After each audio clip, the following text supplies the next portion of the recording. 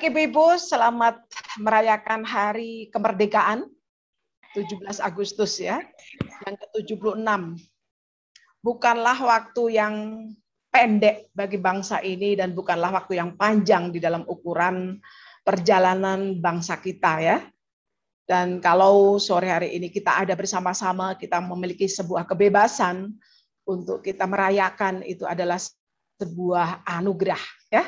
Karena itulah sebelum kita melanjutkan sesi-sesi kita akan bersama-sama celebrate, kita akan merayakan, kita akan bersuka cita untuk memperingati kembali ya 17 Agustus ya, Hari Kemerdekaan.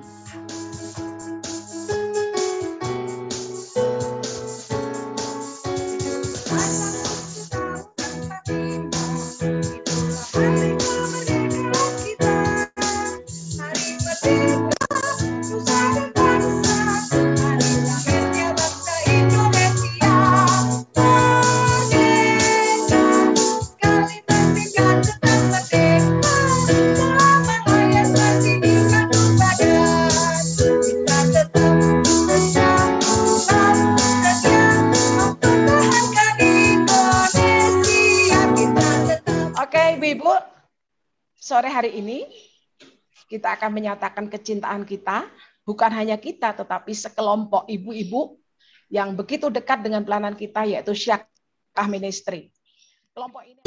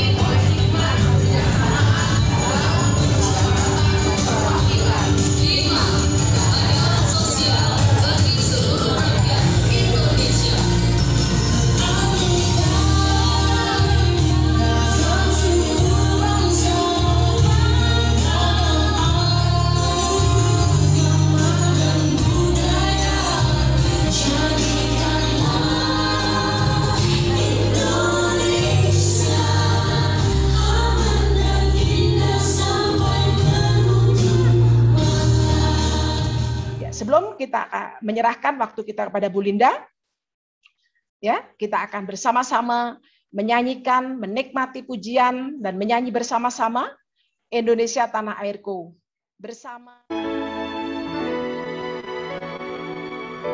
Tanah airku tidak kulupakan,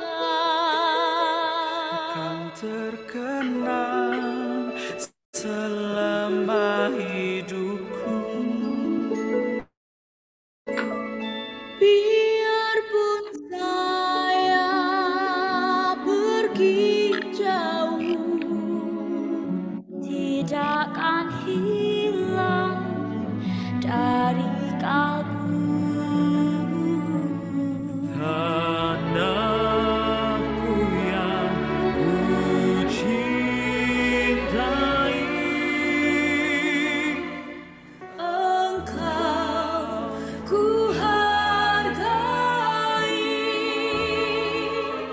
kasih Bu Ningsi, saya senang sekali dan merasa terhormat banget ya sekali bisa bergabung bersama perempuan-perempuan hebat, perempuan-perempuan yang cinta Tuhan, cinta bangsa, cinta keluarga, dan juga terus berkarya. Jadi perempuan produktif. Jadi saya merasa sangat senang. Ini setelah sekian tahun ya Bu ya, maksudnya kita bekerja sama dan kali ini kita kembali bisa bersama-sama berbagi. Terima kasih banyak Bu Ningsi untuk kesempatan bisa berbagi bersama perempuan-perempuan hebat yang ada di dalam pelayanan ini. Nah, juga salam buat teman-teman para perempuan hebat yang ada di Malaysia. Jadi Indonesia Malaysia ini tidak jauh sebenarnya. Jadi satu kali kemudian saya ini lahir dari Palembang Bu Ningsi. Kemudian satu kali saya pergi ke Melaka, kemudian saya tahu sejarah Melaka. Itu ternyata salah satu pangeran yang ada di Kerajaan Sriwijaya pada waktu itu, kemudian ketika kalah perang di Sriwijaya, lalu pangeran ini pergi ke seberang. Nah, ke seberangnya itu adalah ke satu tempat yang kemudian ketika duduk di itu lalu melihat bagaimana anjing bertarung dengan begitu rupa untuk mempertahankan dirinya dari serangan hewan buas yang lain. Lalu di situ pangeran ini dapat ide. Kemudian akhirnya berjuang dan kemudian mendirikanlah Melaka. Nah, ternyata sejarah Melaka dengan Sriwijaya ini sangat hubungan erat, bahkan didirikan oleh pangeran dari Sriwijaya. Jadi saya merasa bahwa saudara-saudara kita yang di Malaysia itu juga adalah bagian yang bagian bersama dari bangsa Indonesia. Salam kenal dan bersama-sama dengan kami, kita semua di tempat ini bagi para perempuan hebat yang ada di Malaysia.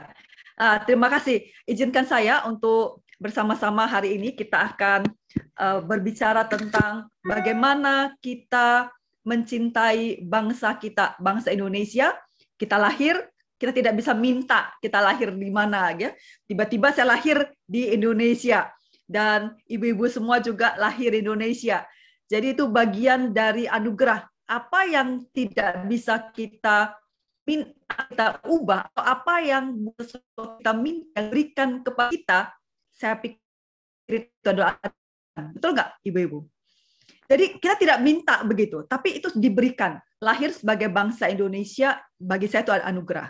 Kita lahir di keluarga mana, kita pun tidak bisa minta dari keluarga mana. Maka itu adalah anugerah. Siapapun keluarga itu, bagaimanapun keluarga itu adalah anugerah. Nah, tinggal bagaimana kita memanage, bagaimana kita mengelola keluarga atau apa yang diberikan Tuhan itu sehingga berjalan menurut yang Tuhan kehendaki. Nah, itulah sebabnya mengapa kemudian hari ini kita akan sama-sama berbagi ya, sama-sama berdiskusi, berbicara. Nah, mari kita lihat pada waktu kita bahas Aku Cinta Indonesia. Lihat ya, saya senang sekali kalau lihat saya pakai ini background ini peta Indonesia ini sebagai virtual background saya. Karena saya senang sekali dengan peta ini ya, menggambarkan wah Indonesia ini begitu luas, begitu proporsional sebenarnya kalau kita lihat ininya ya, dia punya bentuknya dan kemudian kita lihat betapa kayanya Indonesia ini. Itulah yang Tuhan berikan kepada kita, indah yang diberikan pada kita. Nah, kalau dianalogikan, saya mau ngajak kita untuk menganalogikan Indonesia ini seperti rumah, ya. Lalu dalam rumah itu, nah ini dalam rumah itu kemudian ada rumah besar yang namanya Indonesia. Nah, dalam rumah besar yang namanya Indonesia itu ada macam-macam suku. Ada lebih dari 700 suku yang ada hidup di dalamnya. Kebayang nggak, ibu-ibu? Betapa kayanya kita. Suku ini, satu kali saya pernah ke suku Baduy. Bukan Baduy dalam, tapi Baduy luar. Wah, saya terpesona ya lihat. Makanannya itu, Bu, enak-enak. Waktu itu pas mereka sedang mau persiapan untuk mengadakan satu kegiatan di suku di Baduy ini. Nah, perjalanan ke sana, bagaimana Bu Ningsi? Serentahun. Oh, ini suku Baduy luar ya, Bu ya? Iya, ada serentahun setiap tahun, iya. Oh gitu ya? Oke. Iya, nah, waktu upacara panen. Okay. Wow. Nah, saya nggak tahu waktu acara apa, tetapi saya mengajak ada sekelompok mahasiswa asing yang sedang sekolah, yang sedang belajar di tempat kami, di kampus kami. Lalu kami pergi mengunjungi suku Baduy yang dipandu oleh oleh guide-nya itu adalah dari suku Baduy juga yang sudah dilatih untuk bisa menjadi guide kepada turis ya. Nah, perjalanan kami kurang lebih 1 jam ke suku Baduy ini ya, ke suku Baduy luar ini. Nah, dalam perjalanan naik gunung tinggi gitu. Dan waktu itu untung bukan pas hujan ya, tapi saya melihat itu tanah liat. Jadi kalau hujan tuh pasti licin sekali posisi tanah itu. Naik ke atas. Nah, ketika sampai di atas di tempat kampung mereka di sana, hutan, jalan-jalan yang bukan hutan kosong ya, tetapi jalanan yang naik terus berbatu-batu gitu sampai di sana. Lalu kemudian kami duduk, dipersilahkan di satu rumah yang rumah kayu begitu. Duduk di sana, duduk di depan, langsung kami disuguhi kemudian ini gula aren. Saya pertama kali seumur umur, Ibu Nisi manggut-manggut tanpa Ibu Nisi punya pengalaman ya. Seumur umur itu saya baru pertama kali bertamu ke rumah orang itu disuguhi hanya teh dan gula aren. Potongan gula aren gitu kan, biasanya kalau nggak teh saja begitu kan, teh saja atau ada kue-kue kecil gitu. Tapi ini gula aren yang sudah terpecah-pecah begitu dan teh. Kemudian saya pikir ini menarik, ini ada apa? Nah, kemudian ketika satu kali saya pulang ke Surabaya, saya cerita dengan kepala keamanan di kampus kami, lalu beliau bilang bahwa Bu, ini Bu katanya, gula aren itu adalah untuk pengganti energi yang kemudian kita naik ke atas sudah capek sekali kan. Jadi sampai di atas pengganti energinya itu adalah gula aren itu. Saya pikir wow, bukankah itu kekayaan lokal yang Tuhan beri? Tuhan cinta, Tuhan menciptakan semua bangsa. Betul kan? Semua suku bangsa Tuhan yang ciptakan. Jadi ada potensi-potensi yang luar biasa yang Tuhan berikan kepada tiap-tiap suku. Nah, itu Indonesia kaya sekali. Jadi siapa tahu pada waktu itu mereka sudah mengerti bagaimana kemudian mengganti energi itu yang perjalanan jauh dengan gula aren. Yang barangkali selama ini kita menggantikan yang lain, tapi sangat simpel gitu. Dengan capek bawa aja gula aren, dan itu kemudian menjadi tips juga ya ternyata bagi para pendaki. Kalau mereka sulit, maka mereka bawa gula aren sebagai bekal. Kalau misalnya mereka kehabis energi, maka mereka mengisap atau makan gula aren itu. Sangat simpel dan itu menjadi menarik sekali bagi saya. Nah, jadi makanan mereka itu saya kira itu makanan kue-kue yang betul-betul tanpa ada macam-macam ditambah dengan zat kimia. Betul-betul murni kelapa-kelapa yang asli, gula-gula asli, kemudian segala macam. Enak sekali, Ibu. Nah, semoga saya bercerita ini, mereka buat wajik, mereka buat kemudian kue-kue itu yang enak-enak. Ibu-ibu ada yang mau ke sana? Barangkali bisa ikut Bu Ningsi kalau sedang menuju ke sana begitu ya. Dan mereka memintal memintal ini kain Baduy itu, jadi ada semacam kain Baduy ya. Saya beli. Namanya kaneron. Ya, namanya itu ya Bu ya. Kaneron ya Bu ya, namanya itu ya. Nah, yang dipakai oleh Pak Jokowi waktu laporan tahunan MPR 2016 ini ya, beliau kan menggunakan pakaian adat suku Baduy itu. Nah, itu jadi menarik ya. Jadi kalau kita bersentuhan, kita berinteraksi dengan suku-suku itu, kita menemukan keindahannya. Nah, jadi saya merasa Tuhan terima kasih ya, saya bisa melihat kekayaan yang ada yang Tuhan berikan bagi bangsa kita. Itu cuma salah satu suku. Belum suku-suku yang lain keindahannya. Nah, itu seperti rumah, Ibu-ibu. Jadi saya mengajak kita untuk sungguh-sungguh memiliki rasa bangga, kekayaan, keragaman suku, dan yang syukur-syukur nih, puji Tuhan, kalau Ibu-ibu misalnya merencanakan traveling, barangkali traveling yang berkenaan dengan suku gitu, berjumpa, berinteraksi, lalu kemudian bercakap-cakap, lalu bisa mengenal suku ini dengan lebih dalam lagi, itu akan sangat menarik. Karena di situ kemudian kita menemukan ada hal-hal baru yang kita pelajari. Saya ke Halmahera, ini puji Tuhan Bu, dengan dihargai, kemudian saya bisa keliling Indonesia ya. Saya bersyukur sekali untuk di sana. Saya pergi ke Sorong, saya pergi kemudian ke Aceh juga untuk ke Medan, ke Aceh dan sebagainya. Saya bertemu dengan banyak teman-teman. Ketika saya di Papua, saya bertemu dengan suku yang ada di Papua. Ternyata yang hadir kurang lebih ada 4 atau 5, tidak banyak yang peserta kelas waktu itu, leadership, latihan kepemimpinan di Papua, di Sorong waktu itu, tidak banyak yang suku asli di sana ya, suku Papua maksudnya.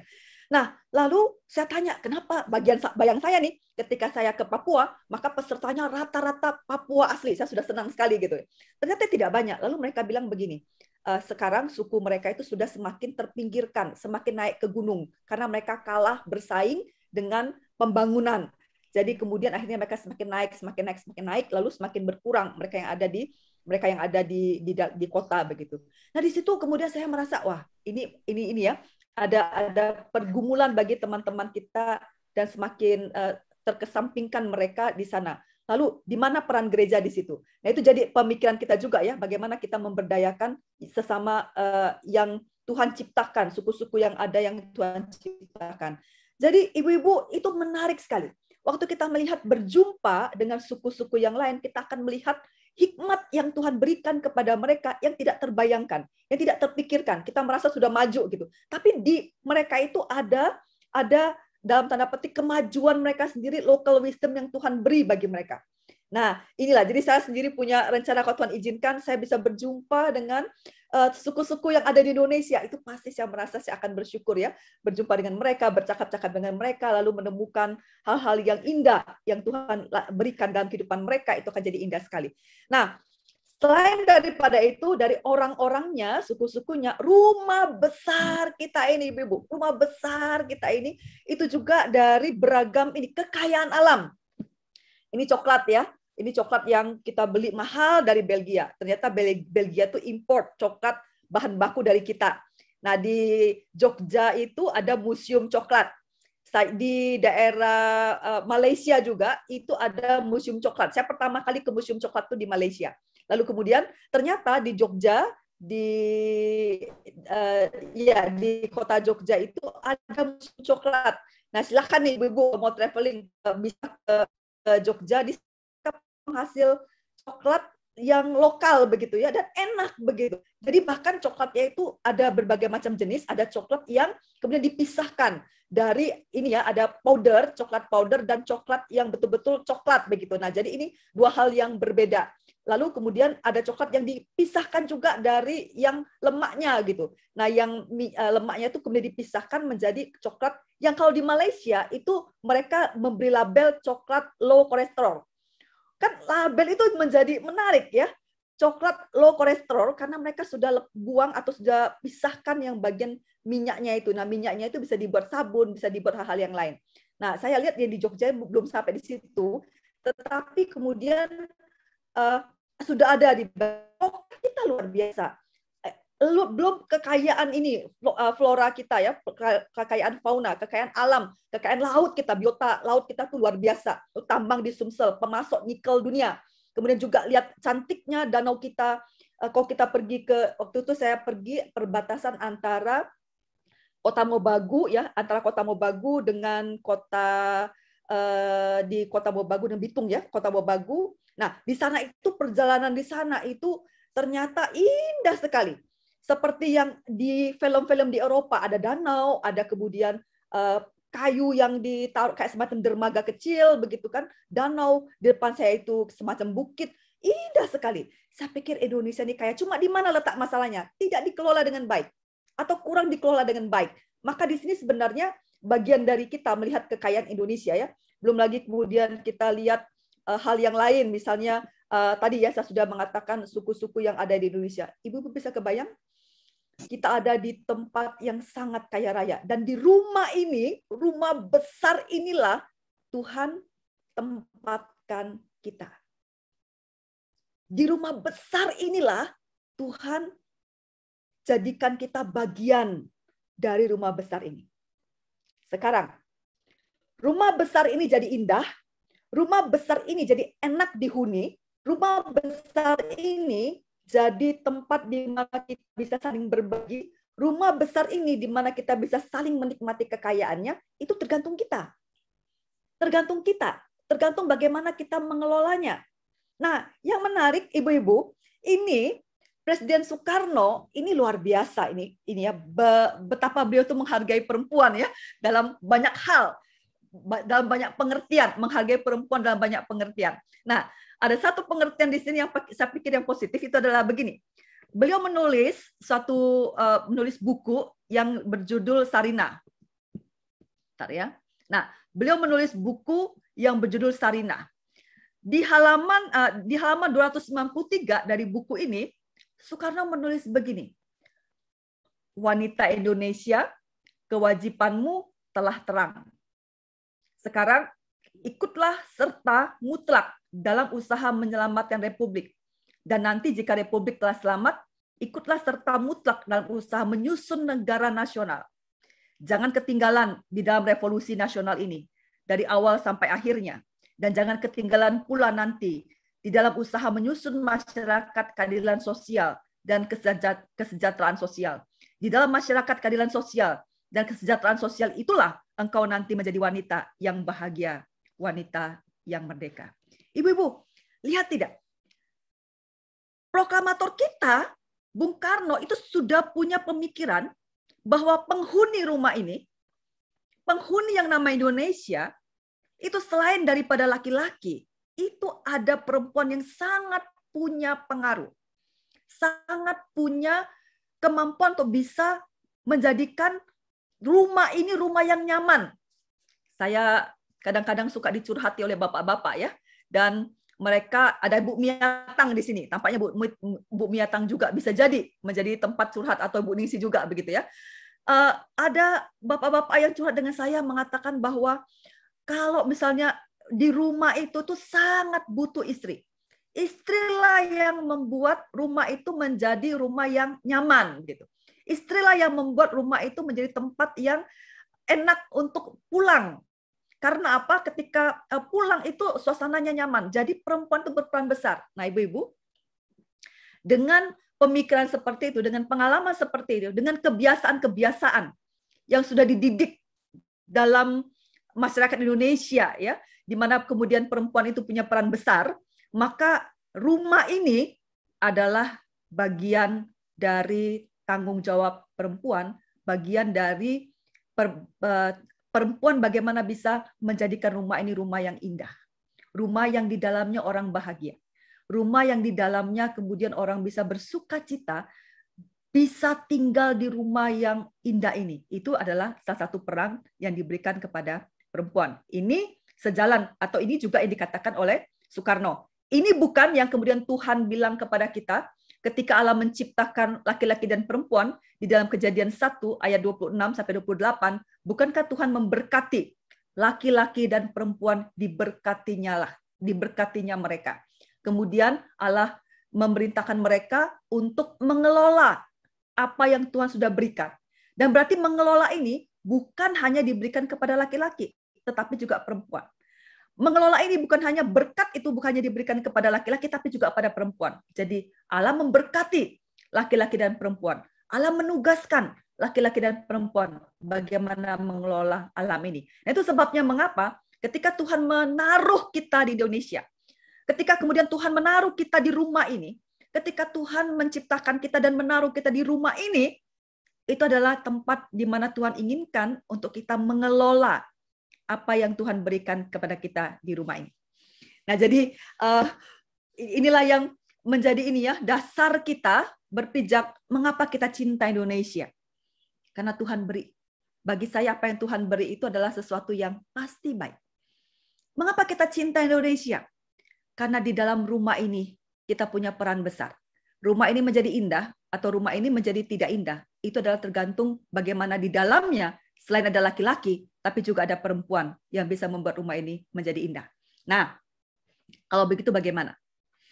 Ini kembali ya, ini Bung Karno ini mengutip dari seorang tokoh yang dari penulis, dari yang filsuf atau punya filsafat mengenai kebangsaan, Ernest Renan dan Otto Bauer. Nah, bagi Soekarno ketika mengutip mereka ini, pembentukan bangsa Indonesia itu berarti apa? Ada persamaan nasib. Siapa yang penghuni di rumah besar tadi? Mereka yang punya persamaan nasib. Persamaan nasib yang bagaimana? Persamaan nasib bahwa di dalamnya mereka pernah dijajah. Persamaan nasib bahwa di dalamnya mereka jadi baik atau menjadi tidak baik, itu bergantung bagaimana mereka mengelola dari Indonesia ini.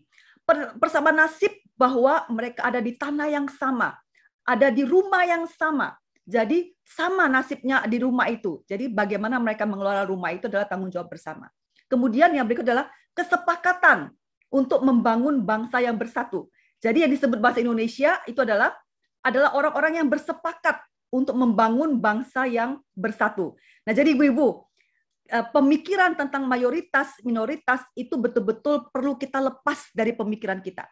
Kenapa? Karena di Indonesia ini, hukum Indonesia itu bukan mendukung hukum tentang mayoritas minoritas, tidak. Hukum Indonesia itu berbicara tentang warga negara. Siapapun dia, entah dia jumlahnya kecil, jumlahnya besar, tapi selama dia jadi warga negara Indonesia, dia mempunyai hak dan tanggung jawab yang sama. Nah, itu yang pertama ya. Pertama bahwa konsep berpikir minoritas mayoritas ini perlu kita lepas, kita hapus dari pemikiran kita. Tidak ada lagi pemikiran tentang mayoritas minoritas dalam pemikiran kita. Mengapa? Yang tadi, hukum Indonesia itu tidak mengenal adanya minoritas mayoritas, tapi adalah warga negara. Siapapun dia. Kalau dia disebut warga negara, dia punya hak dan tanggung jawab di Indonesia. Nah, yang kedua, mengapa kita perlu melepas yang namanya mayoritas minoritas? Karena begini, ibu-ibu. Mayoritas minoritas ini mau dilihat dari sudut mana? Selama ini yang dikategorikan sebagai mayoritas minoritas itu adalah sudut pandang agama. Memang betul.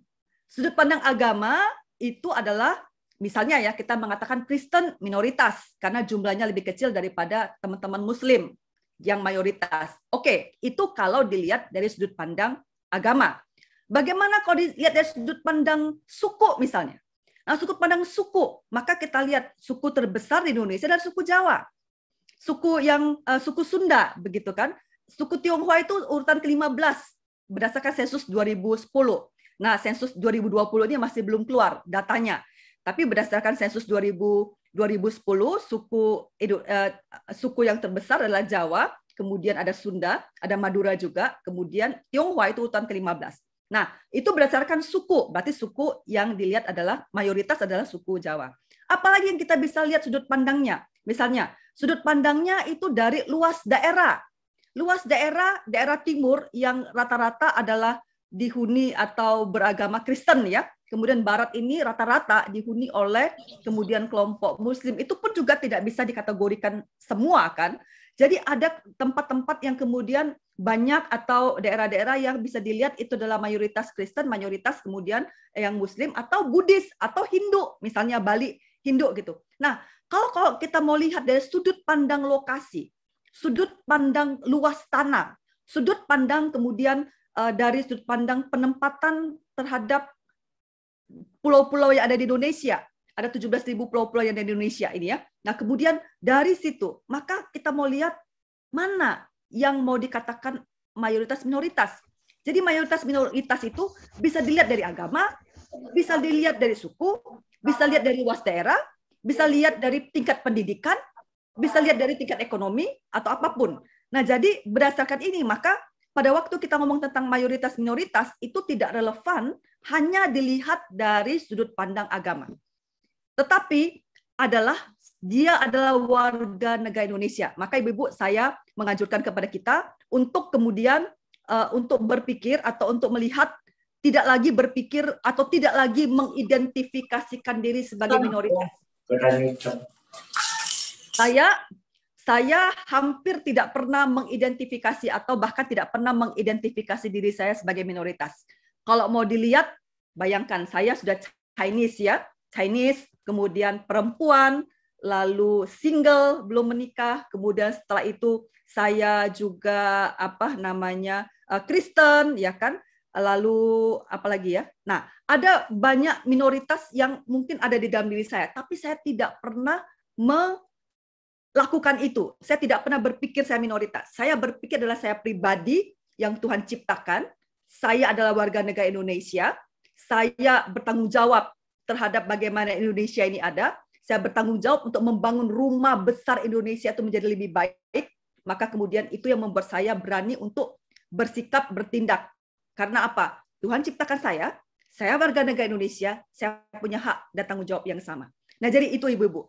Nah, jadi pemikiran ini ya, bahwa bangsa itu, jadi bagaimana kita memikir tentang kalimat ini, kesepakatan untuk membangun bangsa yang bersatu. Maka, tadi pemikiran pertama, lepaskan pemikiran kita ini minoritas. Tidak.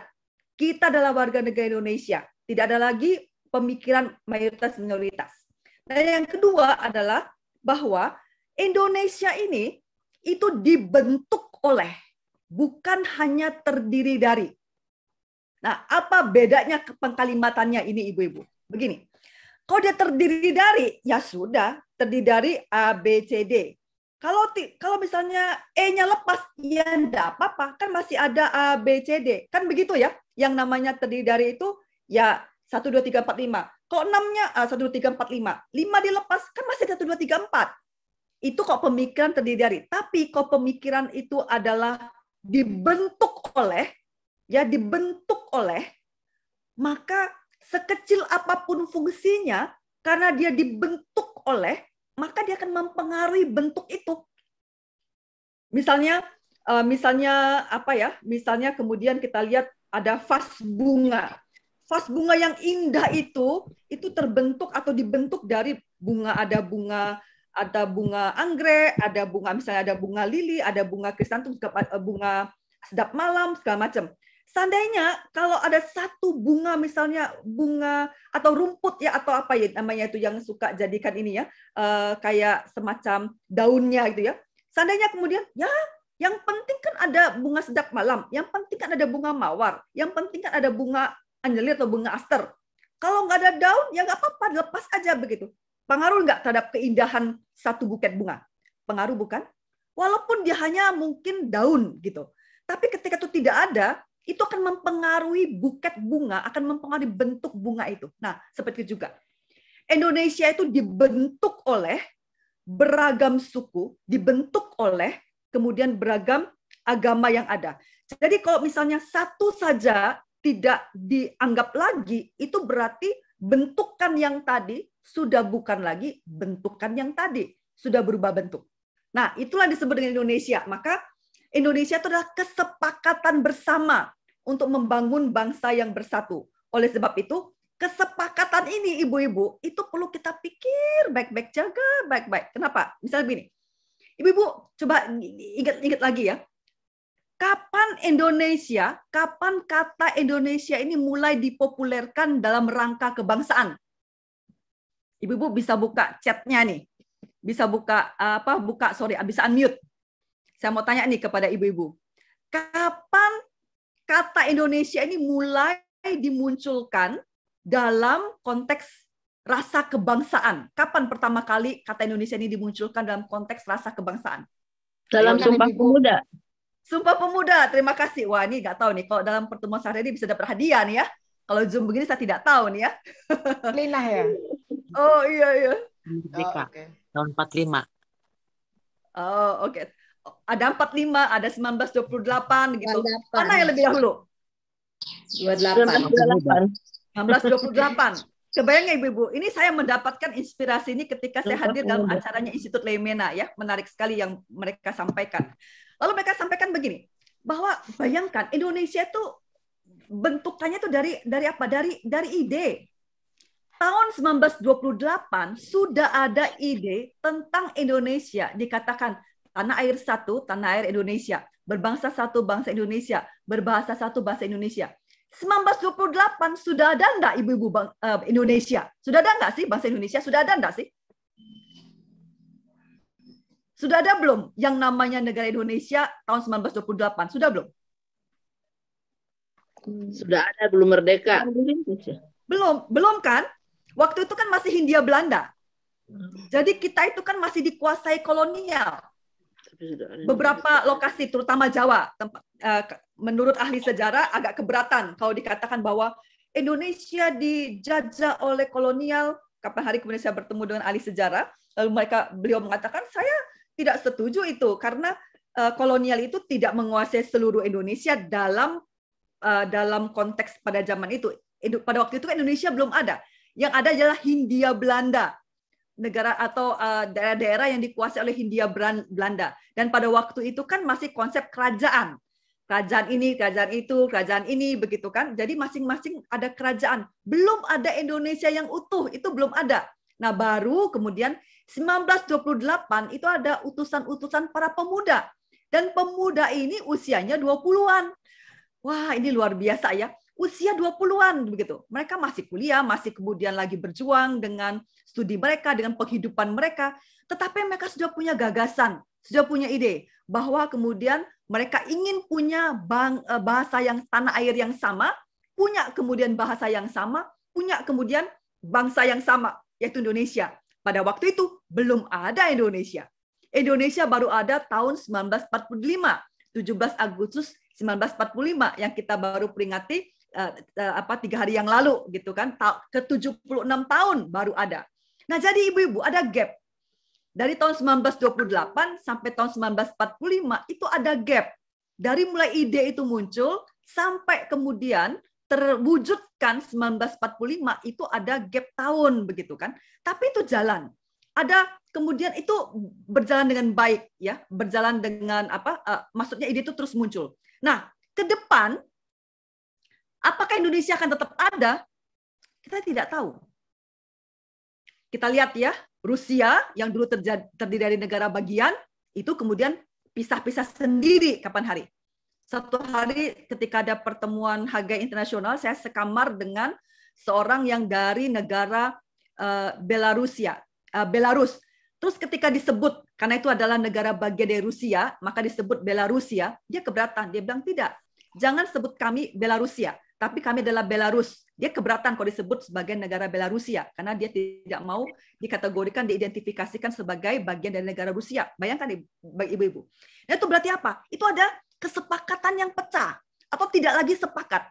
Pada waktu tidak lagi sepakat, negara Rusia yang begitu hebat pada zaman waktu itu menjadi lawan tandingnya Amerika, begitu kan? Itu bisa hancur, bisa lenyap, bisa tidak ada begitu. Dan mereka terpecah-pecah kembali. Jadi itu masalah kesepakatan. Maka kalau begitu, Indonesia ke depan ini masih ada atau tidak ada, itu tergantung kesepakatan. Kesepakatan siapa? Kalau dulu adalah kesepakatan para founding father, maka sekarang adalah kesepakatan kita yang hidup sekarang ini. Ke depan itu adalah kesepakatan anak-anak muda, generasi muda masa depan. Apakah mereka mau sepakat tidak Indonesia tetap ada? Apakah sepakat tidak mempertahankan Indonesia? Itu adalah bagiannya dari generasi muda. Maka menjadi bagian kita begitu untuk memikirkan tentang hal ini. Rumah Indonesia itu bagaimana tuh tetap berkesinambungan, tetap ada. Itu menjadi bagian dari kita juga. Maka kesepakatan itu penting. Maka itu sebabnya sekarang ini ibu-ibu itu kan lagi semakin menguatnya identitas keagamaan. Semakin menguatnya untuk mengatakan bahwa Indonesia ini milik agama tertentu. Nah, itu kan sedang dimunculkan. Padahal kan tidak demikian. Dalam sejarah itu adalah kesepakatan bersama. Tidak akan satu agama ini kemudian menjadi bisa membentuk Indonesia kalau kemudian tidak ada kesepakatan dari yang lain. Nah, maka itu kita perlu berjuang. Bagaimana kita memunculkan untuk tetap ada literasi, ya, ada semacam pemahaman tentang hal ini. Nah, di Surabaya barusan saya diajak untuk ikut berembuk untuk memikirkan tentang literasi keagamaan ini. Lalu di salah satu yang banyak bergerak juga untuk ini ya, dari Rumah Bhinneka begitu, untuk memikirkan tentang bagaimana ada literasi keagamaan supaya orang-orang bisa paham bagaimana harusnya beragama dalam konteks Indonesia yang beragam. Jadi bagaimana kita menghindari atau kita bisa meredam yang kelompok-kelompok anti toleransi atau kelompok-kelompok intoleransi itu, bagaimana kita meredam. Nah, salah satu adalah bagaimana kita mengusulkan munculnya literasi keagamaan, memunculkan bagaimana pemahaman mereka terhadap agama dan agama lain, bagaimana mereka juga bisa melihat kontribusi agama-agama lain dalam pembentukan Indonesia ini dalam rangka kebangsaan. Nah, ibu-ibu, kita melihat di sini. Jadi ada semacam kesepakatan ini penting untuk sampai Indonesia ke depan. Kesepakatan ini penting untuk bagaimana rumah tadi itu bukan hanya nyaman ditinggal, tetapi rumah itu juga tetap terus ada sampai dengan kita nggak tahu Tuhan pimpin sampai jauh sampai kapan. Tetapi selama ada di tangan kita, itu adalah menjadi bagian kita. Nah, termasuk di dalamnya misalnya jika ada yang mau menggerogoti dari dalam, bisa misalnya mencongkel batu-batu dalam rumah itu, mengambil hiasan-hiasan pernak-pernik dalam rumah itu, dia mencongkel, merusak dalam rumah itu. Kita harus bersuara. Kita harus mengatakan ini tidak bisa, tidak benar. Nah, ini bagian perjuangan kita di dalam di dalam rumah tempat yang Tuhan berikan untuk kita tinggal bersama tadi. Lalu kemudian yang ketiga itu adalah tentang patriotisme atau cinta kepada tanah air. Jadi pembentukan bangsa itu muncul bukan hanya ada persamaan nasib, bukan hanya ada kesepakatan untuk membangun bangsa yang bersatu, tetapi juga ada patriotisme, ada semangat cinta, ada semangat untuk mempertahankan. Yang sudah dibangun itu bagaimana tetap bertahan, ada cinta, bisa memberikan kontribusi apa kepada tanah air ini. Nah, ini yang kemudian menjadi menjadi jiwa atau menjadi hal yang kemudian dikatakan Soekarno pada waktu ngomong tentang bayangan ide beliau, imajinasi beliau tentang yang disebut dengan bangsa Indonesia. Nah, kemudian ini lihat di sini. Perjuangan bangsa Indonesia. Perjuangan bangsa Indonesia ini tadi saya katakan di rumah itu ya dia itu Hindia Belanda. Jadi kan kita sempat pada zaman Hindia Belanda itu kita dijajah begitu. Nah, bukan hanya Belanda misalnya yang menjajah kita. Ada Portugis di dalamnya, ada Inggris di dalamnya begitu kan. Jadi ada banyak ada Jepang di dalamnya. Jadi ada banyak yang menarik di Indonesia ini sehingga orang itu berniat untuk menguasai hal-hal yang baik, mereka ingin kuasai. Nah, bagaimana kemudian kita mempertahankan rumah ini? Nah, pada zaman dulu, lihat di tampilan ini, di slide ini saya sudah munculkan ada begitu banyak tokoh-tokoh perempuan yang kemudian berjuang pada bidangnya masing-masing. Ada Cutnya di Aceh, Cutnya Mutia, ada Laksamana Malahayati. Bayangkan zaman dulu kita sudah punya pemimpin Laksana Malahayati. Ini sudah ada pada zaman dulu, pada waktu itu ya. Aceh luar biasa sebenarnya. Nah, kemudian mereka punya mental yang bagus. Ketika saya ke Aceh, saya bertemu dengan mereka. Lalu pada tahun setelah tsunami tahun 2007 ya, saya ke Aceh 2004 tsunami, 2007 saya ke sana. Jadi waktu itu kemudian dikatakan, Linda, kamu ke sana harus menggunakan kerudung, nanti kamu nggak bisa masuk dan sebagainya. Saya bilang, oke, saya akan coba masuk ke sana. Jadi ternyata waktu saya masuk ke sana tidak harus berkerudung, ya kan? Kemudian saya tanya, ada apa? Lalu mereka bilang, iya. Sekalipun ada banyak yang berusaha untuk menghasut penduduk Aceh pada waktu tsunami, jangan menerima bantuan asing, tapi kemudian penduduk Aceh mengatakan, ketika kami butuh, yang kalian provokasi kami untuk tidak menerima bantuan itu kemana begitu. Lalu sekarang yang pada waktu saat kamu butuh engkau kami tinggalkan. Sekarang kamu minta kami untuk tidak mengambil atau tidak mengambil bantuan itu. Itu di mana kalian begitu.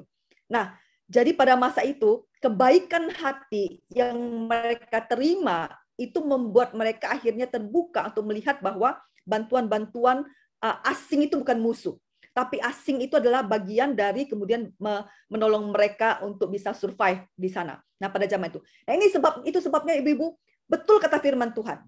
Bahwa kebaikan itu berikanlah kebaikan, berikanlah kebaikan, berikanlah kebaikan. Karena kebaikan-kebaikan itu akan bisa membuka hati orang begitu. Sekalipun mungkin 1-2 kali kita tidak menerima balasan yang setimpal misalnya begitu. Tapi kan firman Tuhan mengatakan begitu. Bahkan kepada musuhmu pun berikanlah kebaikan. Jadi itu firman Tuhan ya, berikan kebaikan, berikan kebaikan, berikan kebahagiaan. Dan itu terjadi pada zaman sejak tsunami itu. Nah, kemudian ada Rasuna Said ya. Dari daerah Jawa Barat ada, kemudian Dewi Sartika ini di Jakarta ya.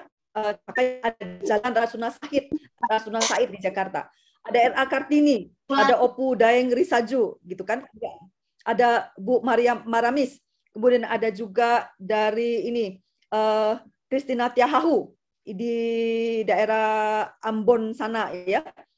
Lalu kemudian ada Nyi Ageng Serang. Nah, jadi mereka ini rata-rata, coba lihat Ibu-ibu di peta ini ya, di hampir semua lokasi itu ada tokoh-tokoh perempuan yang bergerak. Masalahnya di mana? Mereka bergerak dalam perjuangan lokal. Mereka bergerak lokal. Mereka berjuang secara lokal. Nah, kalau kekuatan lokal, maka itu akan juga berefek kepada lokal. Saya ingat ada pepatah dari Afrika yang mengatakan kalau kita ingin berjalan cepat, ya berjalanlah sendiri. Tapi kalau kita ingin berjalan jauh, berjalanlah bersama-sama. Itu berarti apa? Kalau kita ingin membuat satu gerakan yang betul-betul berefek jauh, maka berjuanglah bersama-sama, bukan berjuang sendiri. Ya, nanti kita lihat bagaimana itu efeknya. Kemudian mengisi kemerdekaan. Lalu berikutnya ada perjuangan kemerdekaan, ada kemudian mengisi kemerdekaan dan menjaga kesinambungan berbangsa dan negara. Inilah perjalanan panjang kita. Bagaimana kita menjaga, bagaimana kita mencintai bangsa ini, bagaimana kemudian kita melakukan satu cinta yang bukan sesaat, tapi cinta yang berkesinambungan, yang terus-menerus. Yaitu apa? Zaman dulu ada perjuangan lokal, kemudian ada perjuangan kemerdekaan. 1928 juga, 22 Desember itu merupakan hari di mana para perempuan Indonesia berkumpul. Kembali tahun 1928 di Yogyakarta. Mereka bersama-sama berkumpul, memikirkan bagaimana pendidikan anak itu harus diperhatikan. Bagaimana perempuan-perempuan itu juga bisa bersekolah, mendapatkan pendidikan yang baik. Itu perjuangan. Nah tadi, yang pepatah tadi ya, jika kemudian ada berjuang bersama-sama atau berjalan bersama-sama, maka akan menghasilkan sesuatu yang jauh lebih besar. Nah, ketika kemudian para perempuan tahun 1928 mereka bersama-sama, bukan sendirian. Tadi kan perjuangan lokal, Cut Nyak Dien lokal, Christina Tiahahu lokal, begitu kan, maka efeknya lokal. Tetapi ketika bersama-sama para perempuan tahun 1928, mereka bisa menghasilkan satu karya di mana ada perjuangan perempuan untuk bisa perempuan itu terdidik, perempuan itu bisa maju. Perempuan itu juga bisa diperhatikan dari segi mereka bisa juga butuh berkembang begitu, dan itu jalan. Maka itu sebabnya kenapa tanggal 22 Desember itu dijadikan sebagai Hari Ibu. Sebenarnya hari di mana kita memperingati para perempuan berjuang bersama-sama supaya perempuan itu maju. Mengapa perempuan harus maju, Ibu-ibu? Ketika perempuan cerdas, ketika perempuan maju, ketika perempuan itu tahu bagaimana memanage diri dan memanage orang lain, maka akan terjadi perubahan yang besar. Keluarganya sejahtera. Kalau keluarga sejahtera, sekitarnya kita berharap juga sejahtera. Kalau sekitarnya sejahtera, kita berharap juga dia mesejahterakan keluarga-keluarga yang lain, dan sehingga itu ada satu komunitas yang sejahtera. Kalau komunitas sejahtera, kita berharap juga komunitas yang sejahtera itu bisa mesejahterakan orang lain juga. Jadi ada semacam ini ya, snowball effect. Jadi ada efek yang terus-menerus yang bisa terjadi. Kalau dia tenang, perempuan itu bahagia, dia bisa menyalurkan bahagia itu kepada orang-orang di sekitarnya. Nah, lalu setelah perjuangan bersama, lalu ada perjuangan mengisi kemerdekaan. Itulah kita sekarang ini, bagaimana kita melatih anak-anak muda, bagaimana kita menjaga anak-anak muda juga untuk yang ke depan tadi, menjaga kesinambungan berbangsa dan bernegara. Saya bersyukur sekali, semester ini saya baru kembali aktif mengajar, dan saya bersyukur sekali, saya senang sekali, saya diminta untuk mengajar mata kuliah pendidikan kewarganegaraan dan Pancasila. Wah, itu saya senang sekali dapat mata kuliah itu. Nah, ini orang berpikir bahwa ini mata kuliah yang dari kecil udah diberikan, ini mau dapat apa lagi di kuliah gitu ya. Tetapi saya merasa ini adalah tempat di mana Tuhan beri kepada saya untuk mempersiapkan anak muda bagaimana bangsa Indonesia ke depan itu bisa berkesinambungan. Itu tanggung jawab saya. Saya mengajar 3 kelas untuk kelas PKN nanti semester depan Pancasila, itu kurang lebih ini satu kelas ada 60, ada 50-an orang mahasiswa ya. Kebayang nggak Ibu-ibu untuk ke depan itu berapa semester saya mengajar, dan apa yang saya mengajar kepada mereka itu adalah membekali mereka untuk Indonesia dalam kacamata Allah pencipta dan kacamata bagaimana kemudian mereka sebagai warga negara yang bertanggung jawab untuk menjaga kesinambungan berbangsa dan bernegara. Tujuannya adalah apa? Tujuannya adalah bagaimana supaya terwujud cita-cita bangsa Indonesia adalah apa? Indonesia adil dan makmur. Itu adalah cita-cita kita. Cita-cita goal yang panjang. Nah, mulai dari mana? Dari keluarga kita. Apakah keluarga kita adil dan makmur? Itu juga kita perlu persiapkan untuk perlu kemudian kita betul-betul berjuang. Ini kata Rabbi Yisrael Salenter ya. Beliau mengatakan, saya dulu berpikir saya mau mengubah dunia. Ternyata mengubah dunia kok sulit. Udahlah, saya akan mengubah bangsa. Mengubah bangsa kok sulit. Saya mengubah kota. Mengubah kota juga sulit. Ya sudah, saya mau mengubah keluarga. Mengubah keluarga juga sulit. Akhirnya dia sadar. Semakin tua, dia sadar bahwa, oh, saya hanya bisa mengubah diri saya. Nah, ternyata dia menemukan setelah dia mengubah dirinya, maka perubahan dia itu mempengaruhi perubahan keluarga. Nah, perubahan keluarga itu mempengaruhi perubahan kepada kota. Perubahan kota mempengaruhi perubahan, jangan-jangan dia siapa tahu saya bisa mengubah satu bangsa. Dan ketika suatu bangsa berubah, maka siapa tahu saya bisa mengubah dunia jadi lebih baik lagi. Nah, jadi itu ada satu berkesinambungan yang kita bisa lakukan. Pastikan ibu-ibu, pastikan keluarga kita itu adalah keluarga yang adil dan sejahtera. Pastikan itu keluarga kita adalah keluarga yang bahagia. Jika kita ingin memastikan keluarga kita bahagia, kita sendiri dulu kan yang harus berpikir adil, kita sendiri bukan yang harus lebih dahulu bahagia. Pertanyaan saya adalah sore ini, apakah ibu-ibu bahagia?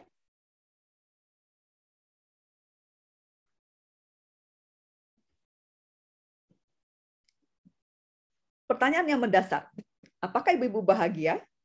Apakah ibu-ibu bahagia? Boleh dijawab dengan tanda hati.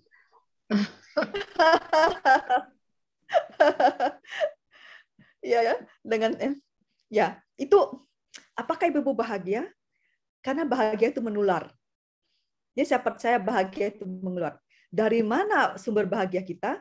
Sumber bahagia itu, wah, Bu Miatang langsung love. Terima kasih untuk love-nya Bu Miatang, Ibu Pendeta Miatang ya.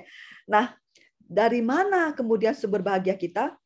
Bagi saya, sumber bahagia kita itu adalah pada waktu kita sadar kita ini adalah disayang oleh Tuhan. Setuju Ibu-ibu?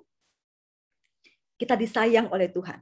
Nah, mungkin kepahitan hidup, mungkin masalah-masalah hidup, mungkin kemudian ada persoalan-persoalan hidup yang membuat kita itu tidak mampu melihat Tuhan sayang. Nah, itulah PR kita pada hari ini adalah bagaimana kita mohon Tuhan. Oke, terima kasih Bu Sri Handayani, Bu Budiati ya untuk komennya di chat dan juga kiriman hatinya. Jadi bagaimana kemudian kita minta Tuhan tolong supaya kita tahu bahwa Tuhan sayang kepada kita.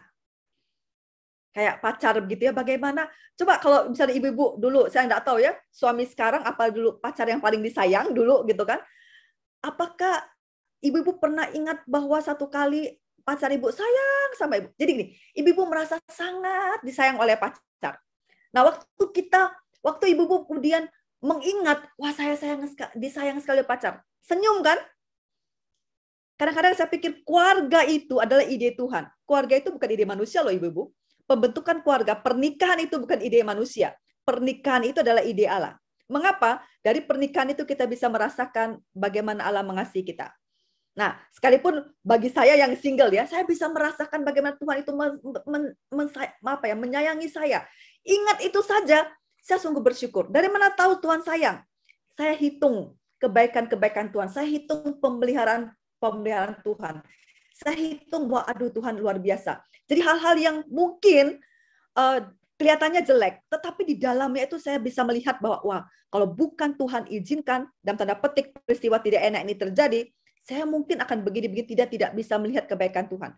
Tetapi oleh karena saya mohon Tuhan untuk bisa melihat kebaikan Tuhan, maka di dalamnya saya bisa melihat bagaimana Tuhan memberi kebaikan bagi saya, gitu ya. Nah, jadi ibu-ibu, ini perjalanan panjang kita sebagai bagaimana kita memulai untuk mencintai bangsa kita, bangsa Indonesia.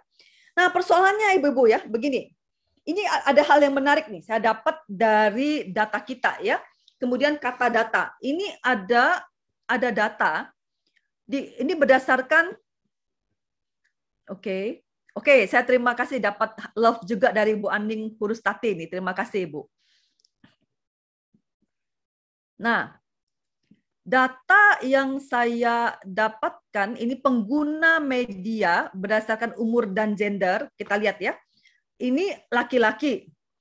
Untuk usia 13 sampai 17 tahun, ternyata pengguna media sosial itu lebih banyak perempuan. Untuk usia 18 sampai 24 tahun, kemudian pengguna media sosial lebih banyak laki-laki. Untuk usia 25 sampai 34 tahun, ya, itu juga kebanyakan laki-laki ya. Jadi usia 13 sampai 17 tahun saja yang lebih banyak perempuan. Nah, ini data tapi lihat pada waktu usia 18-24, kemudian yang paling jaraknya jauh itu adalah usia 25 sampai 34 tahun ya. Cukup signifikan jarak pengguna media sosialnya. Kemudian untuk usia 35-44 yang seperti ini, tapi usia 45-54 tahun kita lihat ya. Jadi perbandingannya tidak terlalu jauh sebenarnya dari ada perbedaan tapi tidak terlalu jauh sekali seperti usia 23 sampai 34 tahun. Nah, ini yang muncul tentang bagaimana menggunakan media. Itu berarti apa? Pola pikir yang muncul di masyarakat itu adalah pola pikir maskulin. Pola pikir yang muncul di media sosial itu adalah pola pikirnya yang adalah pola pikir kepada bagaimana memunculkan hal-hal yang ini laki-laki pada umumnya ya, laki-laki pada umumnya berbicara bukan hal-hal yang keindahan. Perempuan pada umumnya berbicara hal-hal yang berbicara hal keindahan. Nah, ini yang kemudian muncul. Makanya tidak jarang kan kita melihat bahwa bagaimana media sosial itu menjadi keras. Tadi pagi saya mengajar sampai tadi siang ya. Jadi tadi siang lalu nyambung ke pertemuan kita acara ini. Lalu mahasiswa komentar bahwa dikatakan, iya Bu, ini bagaimana kesan mereka terhadap bangsa Indonesia. Mereka mengatakan, iya netizennya galak-galak. Jadi saya sampai ketawa ya, warga plus 62 ini galak-galak. Kita lihat ya, media sosial menjadi sangat mengerikan begitu. Mereka menjadi ajang untuk bisa membantai karakter orang atau bisa membuat seseorang itu bisa terdiskreditkan atau dikambing hitamkan sebegitu rupa. Itu media sosial. Begitu kejam. Nah, bagaimana dengan adanya aset media sosial ini bisa mengimbangi? Ada literasi sosial. Kita memberikan hal-hal yang menarik, hal-hal yang kemudian manis, hal-hal yang indah, hal-hal yang bukan hanya dipoles keindahan, tapi juga hal yang benar. Hal-hal yang bisa mengurangi kemudian maki-makian di media sosial. Hal-hal yang bisa menimbulkan kemudian amarah di media sosial begitu ya. Nah, tapi bagaimana perempuan bisa berkiprah di dalam media sosial ini? Itu yang muncul. Lalu, nah ini persoalannya, ibu-ibu. Tadi saya katakan bahwa apakah kita bahagia? Apakah kita bisa merasakan bahwa Tuhan itu baik bagi kita? Apakah kita bisa merasakan bahwa Tuhan sayang pada kita? Apakah kita bisa merasakan Allah itu mencintai kita? Itulah sumber kemampuan kita untuk mencintai. Adalah apa? Ketika Allah mencintai kita. Waktu kita tahu Allah mencintai kita, kita merasakan Allah mencintai kita, maka kita punya kemampuan itu menyalurkan cinta Allah itu kepada orang lain. Nah, jadi cinta yang dari Allah itu menolong kita untuk mengalir keluar begitu. Nah, persoalannya adalah ini yang muncul. Di sini dari data juga ya, berdasarkan ini Komnas Perempuan, data dari Komnas Perempuan, dikatakan di sana bahwa tahun 2020 ini ya, data catatan barusan ini ya, berarti catatan tahunan Komnas Perempuan, kekerasan kepada perempuan itu meningkat, ibu-ibu, terutama pada masa pandemi, itu muncul atau meningkat. Mengapa bisa begitu? Nah, yang menarik lagi adalah kekerasan itu terjadi adalah lebih banyak dialami di dalam keluarga. Ini tampaknya mungkin karena ngumpul begitu ya, jadi sama-sama tegang, sama-sama khawatir dengan kondisi yang ada, lalu pembagian ruang di dalam keluarga itu tidak seimbang, pembagian ekonomi juga dan sebagainya, anak sakit dan segala macam, ada ketegangan, ketakutan, kekhawatiran dan sebagainya muncul. Jadi tekanan dalam rumah tangga itu membuat akhirnya siapa? Biasanya di dalam keluarga itu yang dianggap lemah itu adalah perempuan. Maka kemudian itulah yang menjadi korban. Biasanya yang lemah jadi korban. Nah, itu muncul kekerasan-kekerasan. Di tahun 2020 ini data dari Komnas HAM, lalu muncul ranah personal. Lalu ranah personal itu apa? Kekerasan fisik, ya. Kemudian kekerasan di ranah kekerasan psikis, ada kekerasan seksual, kekerasan ekonomi muncul di sana. Ranah komunitas juga seperti itu. Lalu kemudian ini ya muncul ranah negara. Bagaimana negara terlibat di dalam terjadinya kekerasan fisik kepada warganya.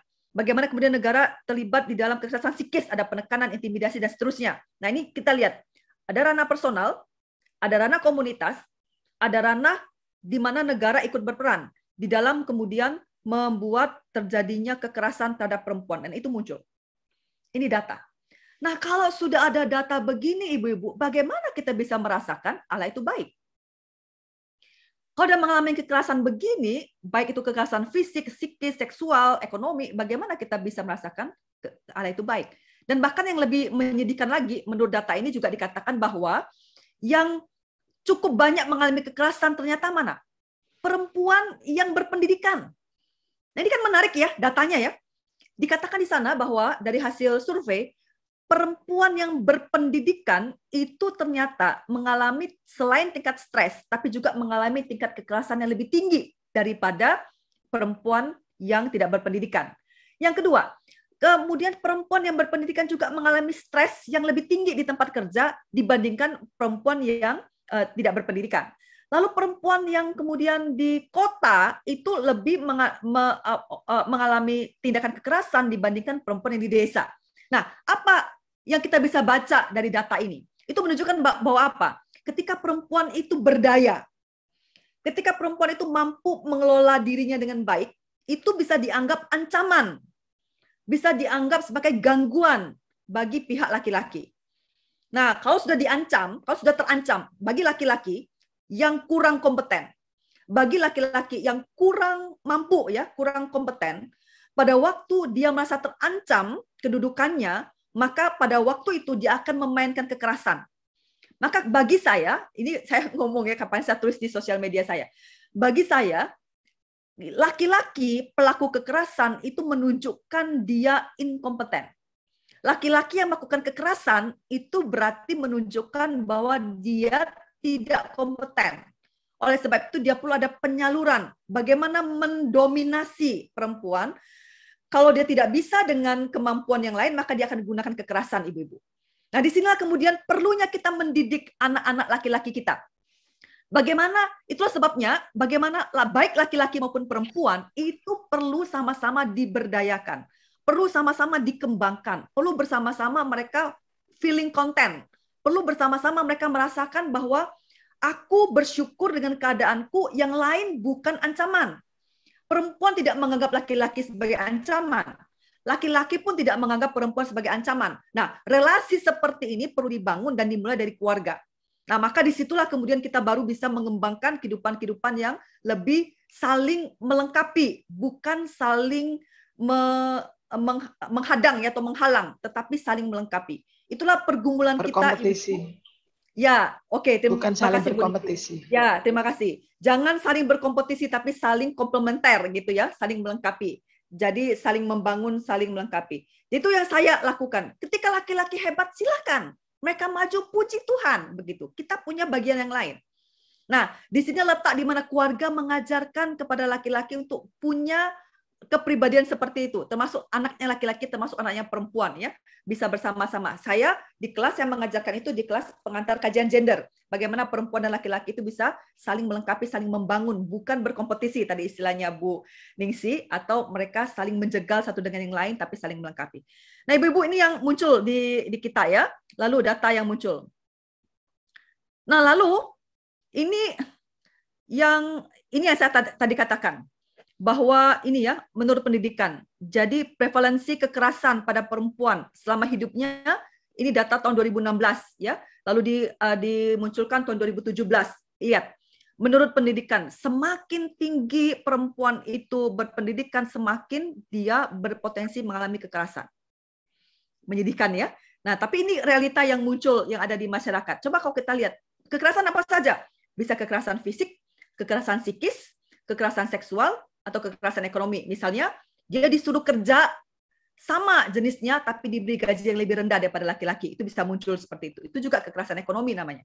Nah, jadi dia punya kemampuan yang sama, diberikan jabatan yang sama, di posisi sama-sama direktur misalnya. Tapi yang perempuan itu saya tahu, ini ada satu orang yang saya kenal baik, dia di posisi direktur, sama-sama direktur. Tapi pada waktu dia menjabat direktur sebagai perempuan, maka gajinya lebih kecil daripada yang jabatan direktur sebelumnya. Saya tanya kenapa? Dia bilang, iya karena dia laki. Loh, emang kenapa perempuan? Ya karena perempuan. Jadi dikasih ini, karena dianggap laki-laki itu perlu mencukupi kebutuhan keluarganya lebih banyak daripada perempuan. Lah, apakah kemudian, itu kan tidak adil ya, karena perempuan pun walaupun dia misalnya tidak menghidupi keluarganya, kan tidak tahu bahwa dia membutuhkan untuk menghidupi keluarganya yang lain, begitu.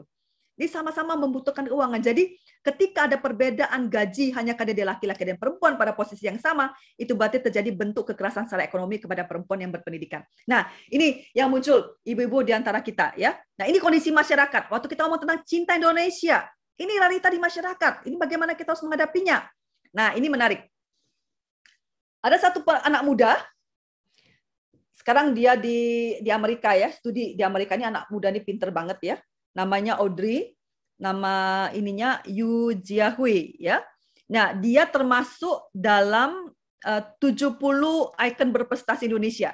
Dia termasuk orang-orang yang dianggap berprestasi dan dia menggambarkan sebagai orang yang melaksanakan Pancasila di dalam kehidupannya ya. Dan itu dia sangat Pancasilais anak ini. Nah, dia menulis buku Mellow Yellow Drama. Dia juga kemudian menulis buku Mencari Sila Kelima, ini tentang keadilan sosial. Dia menulis buku juga Terobsesi Bungkus Lupa Akan Isi ya. Ini buku-buku yang menarik yang dia tulis. Nah, kemudian dia mengatakan demikian. Kita cinta negara Indonesia. Apa arti cinta negara Indonesia? Dia mengatakan bahwa itu berarti kita mengerti dan percaya akan potensi Indonesia untuk menjadi a force for good di dunia ini. Untuk menjadi pendorong bagi kebaikan di dunia ini. Menarik ya pemikirannya, masih muda. Tetapi dia sudah berpikir jauh ke depan. Dia bilang apa? Kalau kita cinta negara, berarti kita punya cara pandang atau cara berpikir yang besar tentang Indonesia. Pada waktu kita tahu tentang potensi Indonesia, ya, waktu kita cinta negara itu berarti kita tahu bahwa Indonesia ini punya potensi untuk menjadi pendorong bagi kebaikan di dunia ini. Itu pemikiran dia. Jadi kalau kita mengatakan aku cinta Indonesia, mengapa kita cinta Indonesia? Karena kita tahu Indonesia ini punya daya juang untuk bisa menjadi pendorong kebaikan bagi dunia ini, ya, bagi menjadikan dunia ini lebih baik lagi. Nah, tadi saya katakan bagaimana peran perempuan pada masa-masa sulit ini. Ibu-ibu biasanya pada masa pandemi atau data sejarah ya, itu mengatakan demikian. Di masa-masa sulit, misalnya negara kacau, perang, atau kemudian di pengungsian, nah yang paling menderita itu adalah perempuan. Tetapi selain daripada menderita, perempuan ini punya kekuatan, yaitu apa? Struggle, kemampuan berjuang untuk bertahan. Beda dengan laki-laki. Laki-laki mungkin kan tidak terbiasa untuk punya kemampuan berjuang untuk mempertahankan diri terhadap kekerasan begitu ya. Ini terjadi di negara Afrika, ketika mereka mengungsi, maka di dalam camp-camp refugee, camp-camp pengungsian itu, perempuan itu bisa bertahan dan kreativitas untuk melakukan sesuatu supaya bertahan. Beda dengan laki-laki. Laki-laki itu hanya duduk, termenung, memikirkan nasibnya, lalu marah-marah, ngamuk-ngamuk, kekerasan gitu. Perempuan tidak. Perempuan lebih kreatif untuk bisa memaintain masalah kehidupannya itu jadi lebih baik. Nah, ini salah satu kekuatan perempuan yang saya lihat itu perlu dikembangkan begitu. Apakah laki-laki tidak seperti itu? Tidak juga. Itu tergantung bagaimana cara mendidik. Nah, tetapi pada umumnya, karena perempuan itu terbiasa memanage dirinya untuk menghadapi persoalan yang muncul, maka dia lebih terlatih ketika menghadapi kesulitan. Dan di masa pandemi ini bagaimana begitu ya? Ini ada menarik teman saya nih, sahabat saya. Ini pendeta ini beliau barusan selesai beberapa tahun yang lalu itu selesai di program master di Duta Wacana dan beliau sedang ingin untuk mengambil studi lanjut lagi ya. Nah, ini beliau ini pendeta perempuan, beliau bernama Helena Ratu Kenya. Kita panggil dengan Kak Lina tuh ya, Kak Lina. Nah, itu kemudian beliau ini menjadi pendeta di gereja di Waingapu. Lalu ketika kemudian masalah COVID ini muncul dan rumah sakit kekurangan tempat, beliau dengan terbuka untuk mempersilahkan mereka bagi siapa yang ingin untuk dirawat karena kurang tempat, silakan. Menjadikan gereja itu terbuka untuk COVID. Wah, itu kan luar biasa, Ibu. Pada masa kita menghindari diri atau kita menjaga diri betul ya, saya kira Bu Ningsi paham betul bagaimana situasi untuk menghadapi ketika ada anggota keluarga yang mengalami kemudian terpapar COVID begini. Nah, di situ kemudian beliau membuka diri gerejanya untuk bisa jadi tempat penampungan bagi para pasien. Selain daripada itu, beliau juga kemudian berjuang supaya tidak lagi terjadi praktek adat yang disebut dengan kawin tangkap di Sumba. Nah, kenapa ini kawin tangkap ini adalah ketika laki-laki dan perempuan, ketika laki-laki senang dengan seseorang, maka dia bisa melakukan semacam mereka sebut kawin tangkap, tetapi itu sebenarnya bisa saja terjadi praktek penyimpangan, yaitu diculik. Perempuan yang diinginkan diculik, lalu dinikahi paksa, dan itu kemudian menimbulkan luka, menimbulkan trauma bagi perempuan yang diculik. Nah, tetapi dalam proses sebenarnya menurut pembela dari adat kawin tangkap ini, mereka mengatakan, oh tidak begitu, harusnya ada kesepakatan dulu, nanti itu hanya sebagai adat dan sebagainya. Tetapi Kak Herlina ini menemukan bahwa kawin tangkap itu adalah satu bentuk kekerasan terhadap perempuan di mana dia tidak setuju, orang tersebut tidak setuju untuk dinikahi tapi dipaksa. Nah, ini sedang berjuang bagaimana untuk supaya tidak terjadi lagi hal-hal yang demikian, kekerasan terhadap perempuan di tempatnya. Kenapa? Untuk menghadirkan sejahtera di kota di mana dia ada, di pelayanan di mana dia ada, menghadirkan keadilan, menghadirkan sejahtera, menghadirkan kemudian bagaimana setiap orang itu bisa berfungsi atau mendapatkan hak dan tanggung jawabnya secara adil di tengah-tengah di tempat dia berada. Nah, ini yang kemudian kita bahas ya, kita bicarakan bersama-sama untuk hal yang demikian. Oke.